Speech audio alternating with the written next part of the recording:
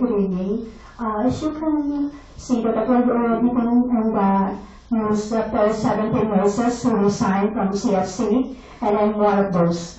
I just want to ask if I still can get my money, even though I filed my resignation 5 months earlier than it is due. My resignation will be effective in September 21 of this year, but I already filed my resignation by April of this year. So can I still get the money if I will still continue to file my resignation in September 21?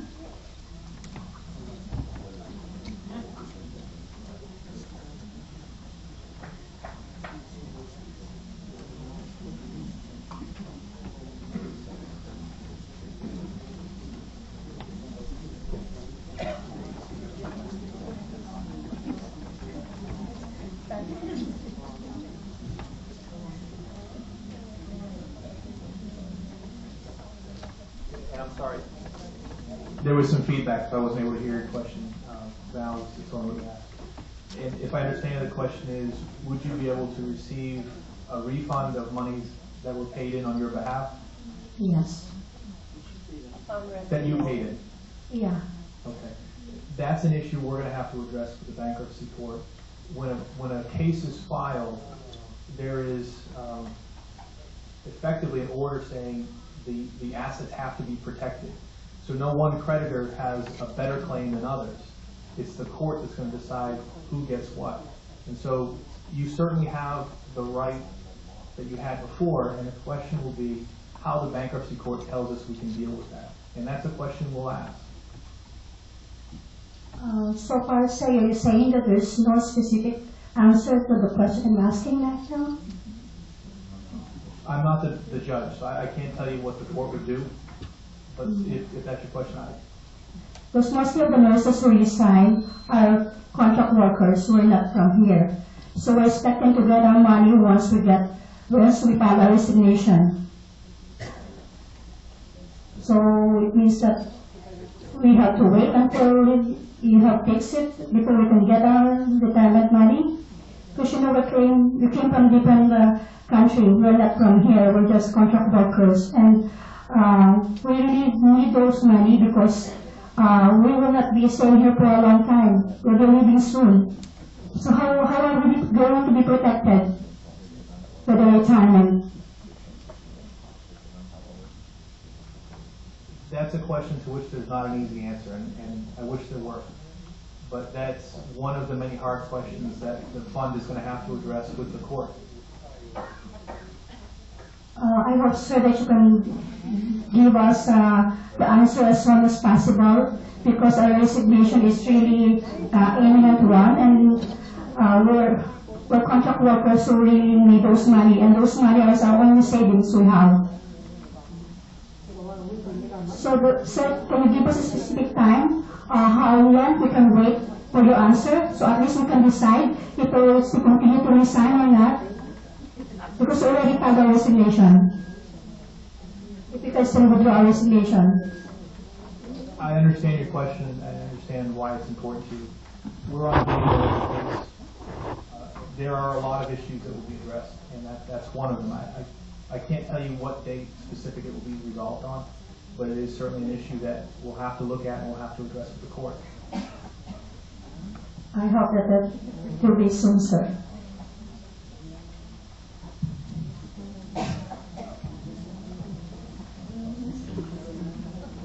Thank you again. I think I tend to agree with Congressman Sablon that one of the perhaps proposed action in this filing of Chapter 11 is reduction of the pensioners' pension. My question is,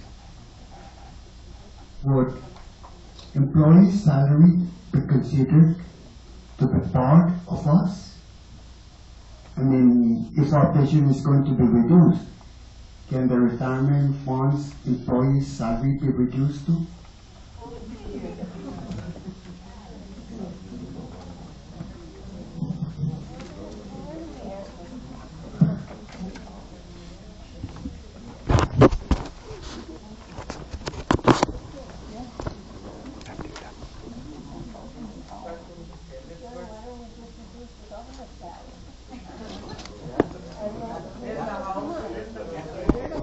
To answer your question, sir, the fund operates today just like it operated yesterday.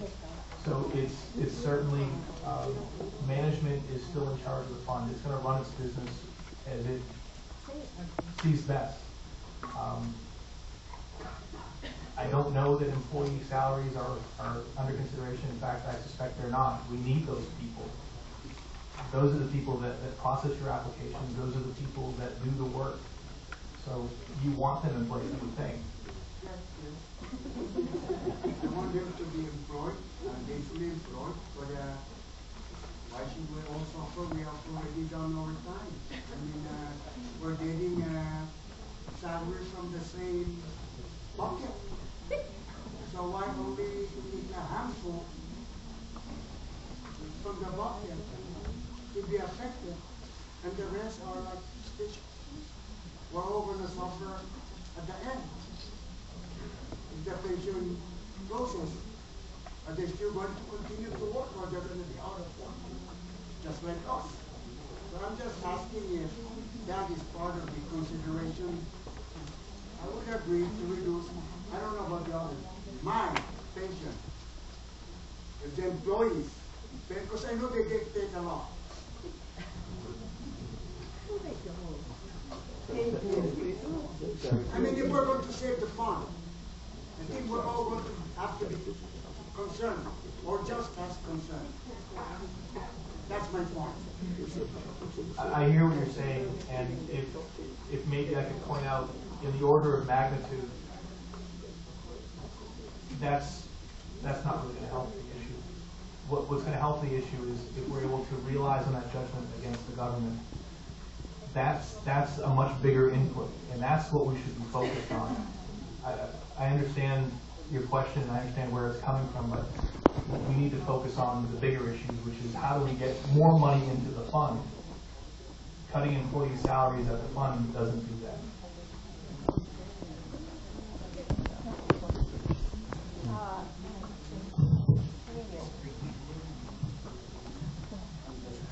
I have several issues that I want to bring up. First of all, one question, because we have a lot of people who haven't gotten to ask a question at all yet.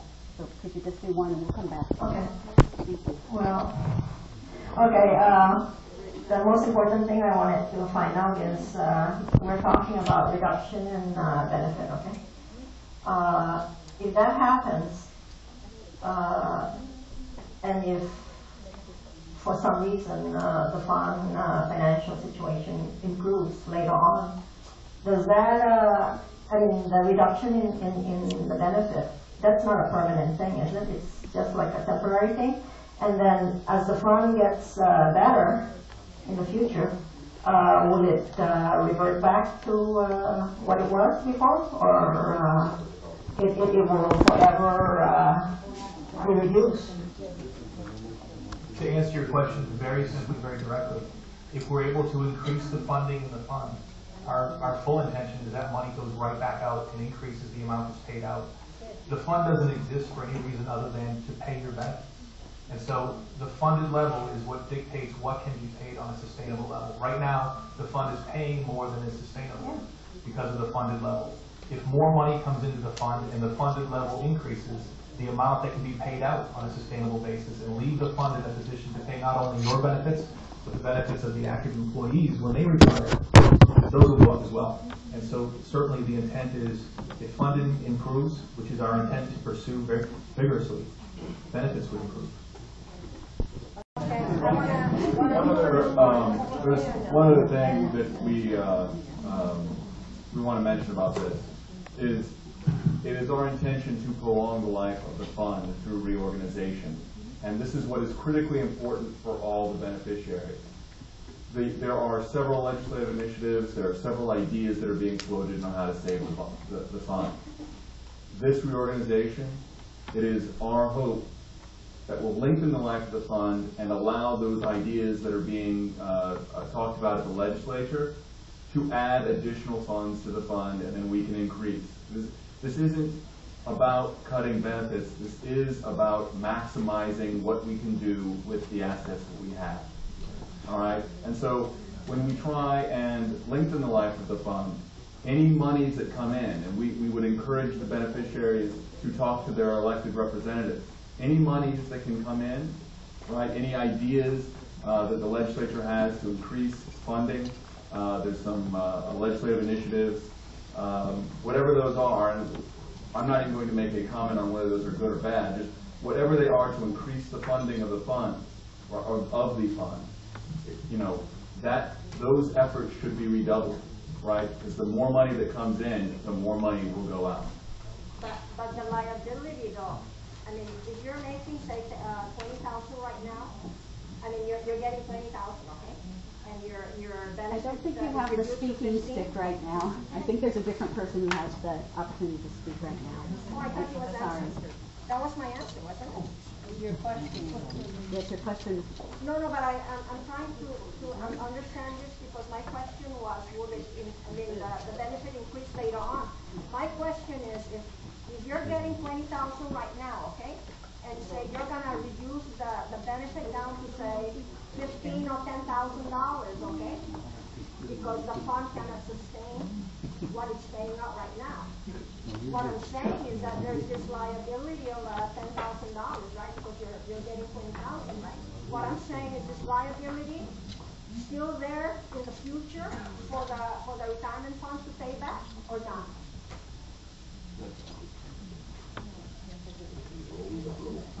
I mean, you're gonna reinstate the amount back to 20,000, and what about the portion that hasn't been paid, say starting now, and it gets better?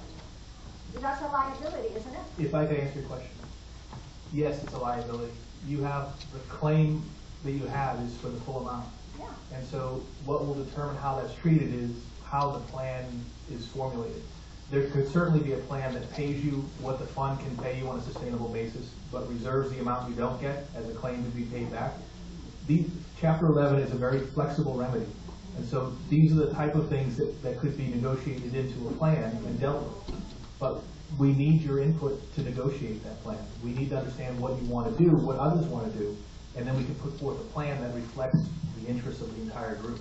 And that is the reason why I'm bringing this up, because I think a lot of people, when they think of reduction in benefits, okay, they think of reduction in benefits forever and ever. But, you know, we need to find out from you guys what's going to happen, really. Let me make it very clear. The intent is not to permanently reduce benefits. So you will pay back. The intent is to pay benefits the amount the fund can pay. If more money comes in, more money goes out. That's the intent. My name is Glenn Hunter, and I'd like to start off with a quick statement. The first thing I want to do is be overly critical, and it's going to be brash, and it's going to be rude, and it's going to be harsh, but I don't think it was. Not a question. It will be a question. Okay. It will be a question, but I want to preface it with a little bit of history, or a little bit of just a question to the retirees as well. The statement I want to make is I'm overly critical about how you arrived at federal bankruptcy proceedings in Chapter 11 today. It was done kind of secretively, and this is a call to the retirees to fight it. I think it can be fought. I think they can stop these proceedings. Right now, all payments made out from the retirement fund to any of their creditors, you are the creditors now, have been halted. That's the first thing that happens under Chapter 11. Somebody else can check. They verified it with me today. They do have a corporation they formed over the last week to try and cover 2 months. That's to try and cover 2 months. And they tried to move money to that fund. My call is just to ask you retirees to look more closely into that and to halt it. My mom stated something earlier tonight. She said prior to the filing of the bankruptcy, they had 2 years, you all had 2 years of retirement payments expected. It's short, but at least it's 2 years, yeah, and you can really, they talked about dancing in court with the Committee of Creditors in federal court. They've been dancing for 3 years in Superior Court. 2 months? No, not going to happen. We all know that. So do what you can to stop the federal proceedings can it be stopped? And why did you, as trustees that should be concerned with the retirees' pension, decide to, within about a week's time, and you could have been planning it for months, decide to level them with this bankruptcy proceeding, which does, no matter what anybody says here today, halts payments to all creditors. You are the creditors that they've halted payments to. Whether they tell you that or not, they've sidestepped it, they've circumvented it, they've done whatever they say they've done, but the truth is in Chapter 11, payments to the creditors are halted as of today. So payments to you as retirees have been halted today in federal court. They have been stopped. There's a contingency plan with a company they created, a subsidiary, which is kind of an oddity. It's almost like shifting money before you file bankruptcy, so it's a little questionable on both sides, local and federal. Okay. But my question, Carolyn, why do you gotta do that, Carolyn? I've been very,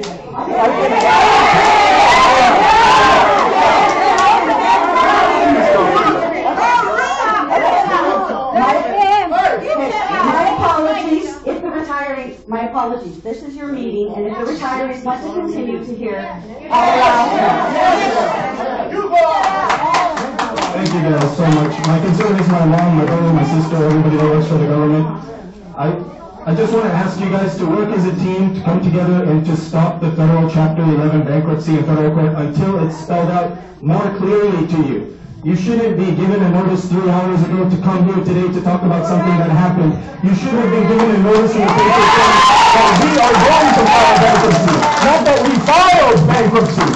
This meeting should have said, we intend to file bankruptcy. We intend to create a corporation. That's what this meeting should be about. What the intentions are on your behalf, not what they have done in secret behind closed doors without consulting you. They can say that, oh, there's going to be a committee of creditors that they're going to deal with going forward in federal court.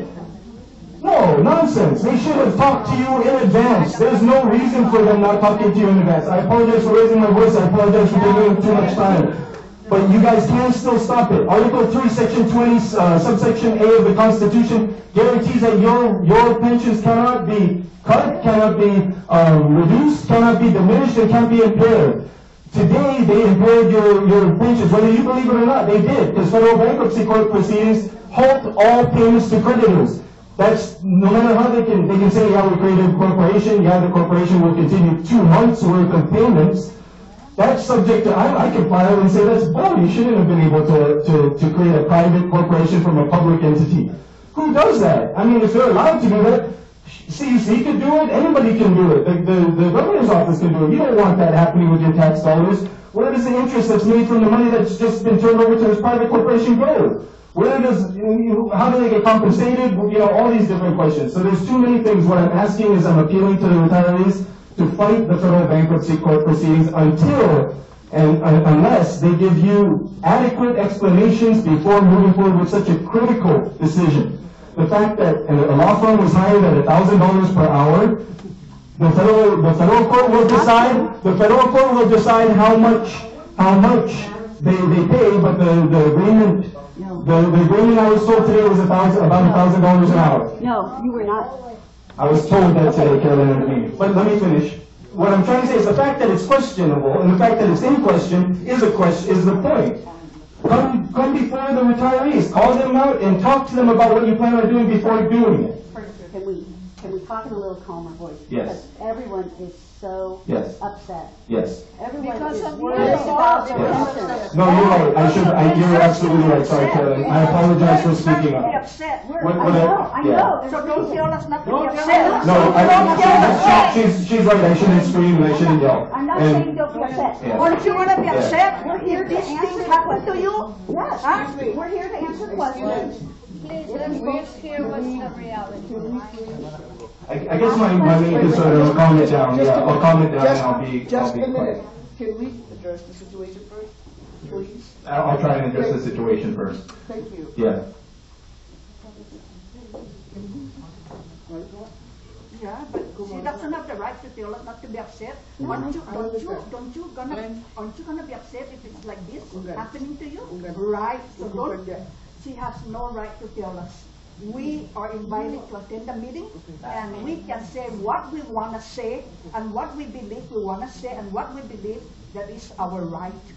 Just like him. Just calmer, in a calmer voice, and ask any questions. Just be quiet right here. You know, you're not I'll step out because you can go out there. I'm sorry if I've offended you. You just go out there. I apologize for raising my voice. I think my main concern is I'm just asking the retirees to maybe ask the trustees and beg the board to halt the federal court proceedings or reverse them while they discuss all these intricacies of these proceedings so that you guys are all fully aware. It just doesn't make sense for it to happen within a span of 1 week, that's all. And I hope it's a concern to all of you.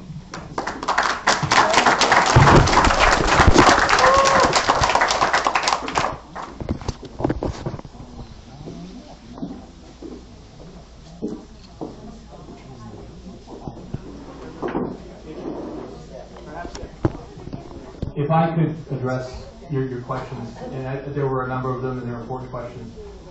First, we're not being paid $1,000 an hour. I just want to make that very, very clear. I think maybe what you heard in the meeting was that my firm, in another context, charges up to $1,000 more. Okay. But we're not charging that here. So, how much That's a very good question. We are charging, I'm trying to tell you. We're charging $475 an hour, and any amount that we charge, we put before the bankruptcy court for the bankruptcy court's approval. We don't get paid a dime unless the court says that what we've done added value. And if I could address your question, just so I don't look like a fool. Ala Foods, I went to the press conference today. They mentioned $1,000 an hour. So I don't want to seem like I lied to anybody. I was told that today. I think you misrepresented because I recorded it. That they usually charge $1,000 an hour. However, we were able to negotiate $475, which we're waiting for court approval. I recorded it, but okay. You asked the question about the subsidiary, and to make very clear, the subsidiary was formed only for the purpose of paying full benefits for the first 2 months of the case. It's an insurance policy. At the same time, if you look at the docket, the first motion that should have been filed, and maybe it was the second, depending on which one the clerk put in the machine first, is the motion requesting authority from the bankruptcy court to pay you within the case for the first 2 months. If we get that order entered on day one, that subsidiary goes away. All of that money comes right back to the fund. But your question was, could someone sue and try to stop that subsidiary from paying you your benefits? Well, sure. People can take spurious positions, they can file frivolous litigation. But I can tell you, if someone sues to try to prevent that subsidiary from paying you your full benefits for the first 2 months of the case, we're coming out fighting. That is critically important to us that you get those payments. So yeah, someone could sue, and yes, we will fight that. We're fighting to get the benefits paid for the first 2 months. That's very, very important. And we're also looking to get creditor input to talk about what happens after the first 2 months of the case. What amount will be paid going forward, and on what terms. So, thank you for the question. I think it's and the big one, the rush? And the big one, the rush? Why the rush? I'll turn it to where we do the work. I don't make the decision.